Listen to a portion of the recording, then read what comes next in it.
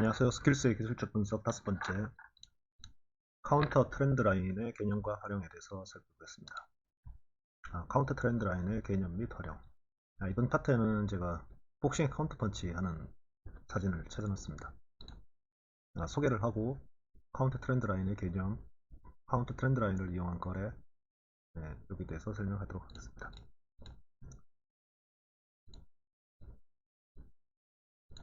카운터의 사전적 의미를 보면 반대이라는 뜻을 가지고 있습니다. 카운터 트렌드 라인이란 바로 현재 추세의 반대 추세선, 이런 의미로 해석하시면 됩니다. 복싱 경기에서 보면 카운터펀치라는 개념처럼 우리가 거래를 진입하는 타이밍을 찾기 위해서 하나의 기준점으로 카운터 트렌드 라인을 이용하기도 합니다. 기술적 분석에 있어서 카운터 트렌드 라인이 어떤 중요한 역할을 하는지 예제를 통해서 알아보도록 하겠습니다.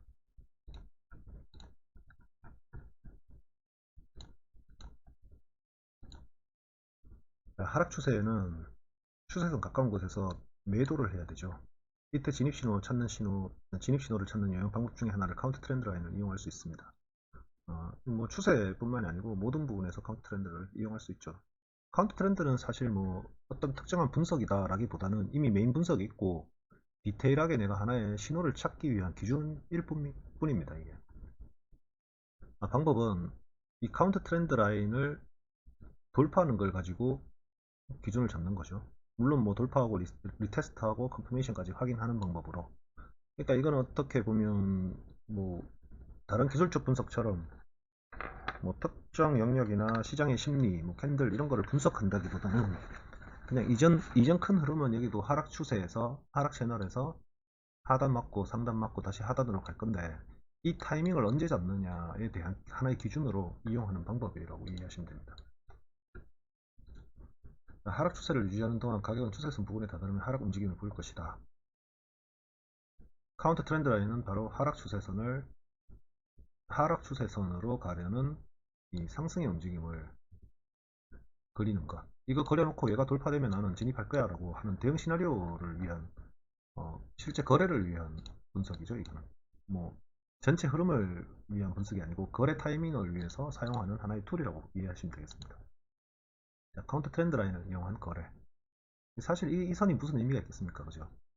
하지만 지금 현재 추세가 하락 추세고 원만한 하락 추세이고 어느 정도 채널 선도 존중해주면서 움직이는 것을 우리가 확인하면 이 부근에 오면 하락 채널 하단선까지 어떻게든 가려는 움직임이 나오겠구나 라고 미리 메인 관점을 분석해 두는 거죠. 그리고 이 카운터 트렌드 라인은 그냥 진입 타이밍을 체크하기 위한 하나의 툴이라고 이해를 하시면 됩니다. 특정 분석 방법이라기보다는 기술적 분석 방법이라기보다는 타이밍을 잡아내기 위한 기준점으로서 이용하는 방법 정도로 이해하시면 되겠습니다. 이 부분은 이해가 되시죠? 자, 단순히 여기서 채널 상단선을 맞았어. 그리고 여기가 하락 장악형, 그러니까 잉걸핑 패턴이 나왔어. 그래서 조정해서 매도 어디까지 채널 하단선까지 이런 식으로 거래를 해줘도 되지만 확인 매매 차원에서 자, 여기 선을 하나 거두고 얘가 돌파되고 리테스트가 나오면 이거는 충분히 하락의 신뢰성을 가질 수 있는 하락의 움직임이다 라고 판단해서 여기까지 확인을 하고 들어가는 거죠. 뭐 일종의 그런 개념입니다. 돌파, 리테스트, 숏. 돌파, 리테스트, 숏. 뭐 어떻게 보면 이건 뭐 이게 무슨 필요한 방법이냐 라고 할 수도 있지만 실제로 뭐 저도 잘 사용은 하진 않지만 그냥 뭐 이런 것도 있다 라고 알아두시면 될 것 같습니다.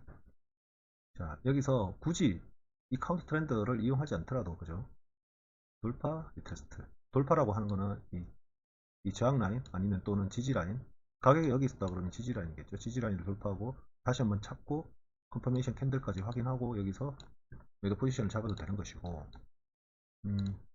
그게 맞겠죠. 왜냐하면 여기 채널 하단선을 맞았다고 해서 바로 매도 잡는 것보다는 채널 하단선과 수평 지지 저항이 겹치는 구간에서 돌파가 나오고 리테스트 나오고 컨퍼메이션 캔들이 확인되면 진입하는 게 가장 안전하겠죠. 여기다가 뭔가 하나의 근거를 더 갖다 붙인다 그러면 카운터 트렌드 라인. 이런 정도로 가볍게 이번 장은 이해하시면 될 것 같습니다. 자, 여기도 마찬가지. 전체 이제 하락 추세 속에 반대의 카운터 트렌드 라인을 꺼놓고 돌파, 리테스트, 컨퍼메이션 캔들 확인하고 숏 포지션. 그러니까 하나의 그냥 타이밍 잡기 위한 도구라고 이해하시면 될 것 같습니다. 자, 마지막으로 이거 차트를 먼저 차트에서 좀 볼게요. 오랜만에 비트코인 차트에서 한번 찾아볼까요? 자, 이전 요 몇 달 동안 계속 나왔던 이 부분,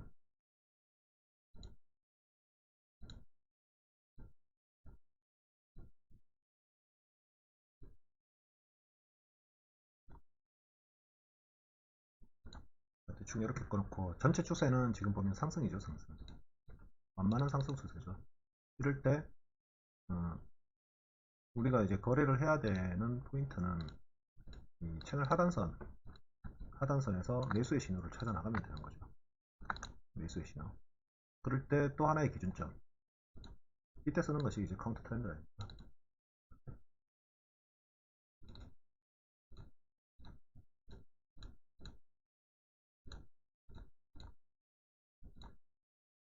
얘가 바로 메인 분석 관점에서 보면 카운트 트렌드 라인이 되는 것입니다. 그러면 또 수평 지지장도 한번 찾아볼까요? 이렇게 보이니까 여기 이 정도.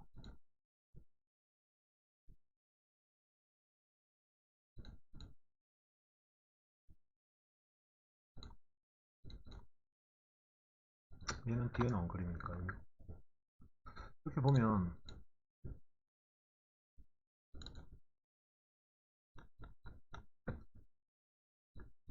이제 여기까지 분석이 됐다라고 하면 상승, 고점, 고점, 저점, 저점. 그리고 이쪽에서는 이제 다시 상승 움직임을 볼 수 있겠구나 라고 할 때 하나의 타이밍을 잡기 위한 도구로, 이거 카운터 트렌드는 정확히 안 꺼도 될 것 같아요. 대충 그냥 내가 눈대중으로 보는 기준, 굳이 안 꺼도 눈으로 확인이 되는 정도면 굳이 안 써도 되는 정도. 자, 채널 하단선 치고, 이게 하나의 또 신호가 될 수도 있습니다. 왜냐하면 꼬리만 깊게 주고 몸통은 채널 안으로 들어와 버렸죠. 그리고 이제 여기까지 확인하고 들어가도 뭐 상관은 없긴 한데, 그냥 이제 카운트 트렌드 라인 개념을 우리가 지금 알아보려고 하니까 이 빨간 선 카운트 트렌드 라인을 돌파하고 리테스트를 주는지 안 주는지 확인해 보겠습니다. 돌파했죠? 리테스트 줬죠? 컨퍼메이션 나왔습니다. 이때 매수 들어가도 늦지 않다라고 하는 거예요. 이런 개념입니다. 이런 개념. 이거 뭐 필요하겠냐 할 수도 있어요. 그죠? 하지만 뭐 하나의 힌트는, 진입 근거는 많으면 많을수록 좋으니까. 자, 트레이딩의 기본기라고 하는 것들이, 제가 말하는 기본기는 이제 지금까지 배운 것들, 물론 앞으로 이제, 그러니까 지금까지 배웠던 거, 지지저항, 추세, 채널, 리테스트, 카운트 트렌드 라인, 이것만 가지고도 사실 거래를 할 수 있죠. 충분히. 이것만 가지고 내 거래의 원칙, 아주 단순한 거래의 원칙을 만들고, 거기다가 이제 시장의 흐름 조금 볼 줄 아는 경험이 좀 쌓이고 해도 충분히 거래를 할 수가 있습니다. 기본기가 탄탄해야 됩니다. 지금 이 방법으로 차트를 많이 보시고 눈에 많이 익혀 놓으시기 바랍니다. 저도 처음 공부하고 처음 차트를 볼 때는 유로달러 한 종목 분석하는데 한 3시간씩 걸렸어요. 네.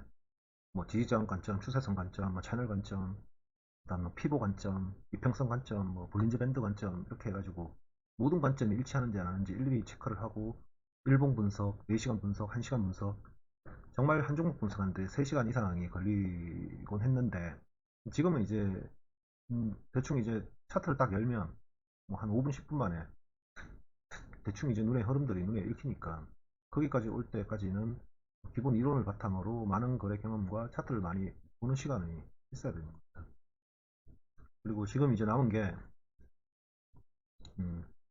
어떻게 보면 지금까지는 아주 기본이고, 제가 이제 보는 가장 중요한 것들은 이제 캔들스틱, 그리고 캔들 하나하나의 모양, 그리고 지금 제가 외환 차트를 보고 있어서, 여기 보시면 진짜 외환 차트는 거래량에 대한 개념이 없어요.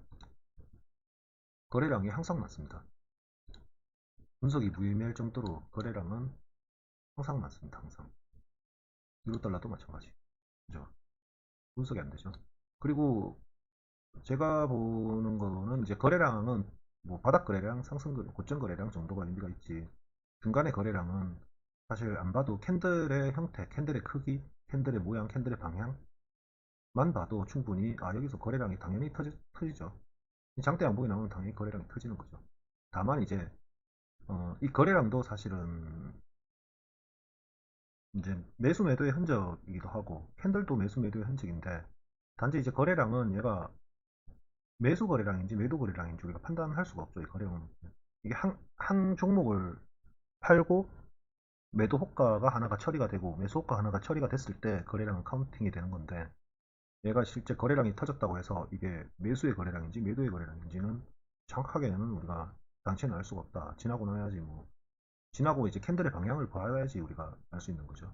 다만 이제 어느 정도 파동이 끝자락이 왔고 할 때 이 캔들 크기 대비 거래량이 터지는 것 그게 바로 바닥 거래량이고 고점 거래량이죠. 그럴 때는 이제 보는 것이 좋긴 한데 이 사실 이게 외환 차트에서는 거래량이 무의미합니다. 비트코인 차트에서도 제가 평소에 거래량을 자주 띄워놓진 않는데 어, 뭐 거래량이 중요하긴 하죠. 근데 저는 이제 거래량보다는 캔들로 대충 유출을 합니다. 그리고 끝자락에 왔을 때 거래량이 터지냐 안 터지냐 이런 거. 그러니까 이렇게 음, 음, 이제 하락이 강해서 원봉 캔들이 쭉쭉쭉 나오고 이제 파동 끝자락이다 싶은데 캔들은 작지만 거래량은 계속 올라오는 경우 이런 거는 이제 여기가 바닥이구나 매수세가 들어왔구나 이렇게 판단하는 정도. 사실 여기서 양봉이 이렇게 터지면 당연히 거래량이 터진 거죠. 거래량 없이 이런 양봉 장대 양봉들이 나올 수가 없거든요. 그리고 도치 캔들이나 볼륨이 이렇게 줄어들 때는 거래량을 조금씩 보는 편입니다. 왜냐하면 이게 진짜 볼륨이 빠져서 이런 모양이 나오는 건지 음, 매도 매수세 다툼이 치열해가지고 거래량은 붙는데 가격 변동이 없는 것인지는 이렇게 캔들만 보면 이제 좀 확인이 안 되는 부분이 있어가지고 거래량을 좀 보는 편이고 그게 이제 파동 끝자락이나 피보나치 비율 끝부분에서 이런 작은 캔들이 나올 때는 거래량을 좀 보는 편이고 그렇습니다. 자 이제 대충 기본기는 한 것 같고 이제 캔들부터 해서 뒤에 내용들 마저 보겠습니다.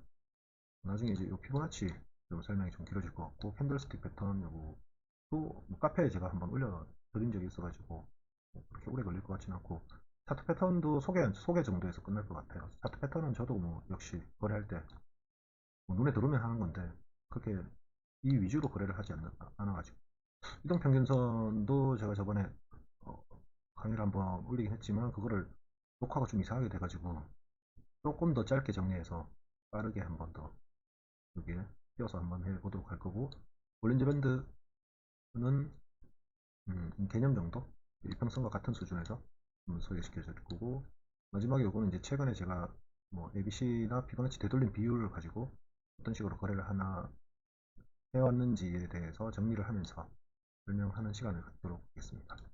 네, 이상입니다.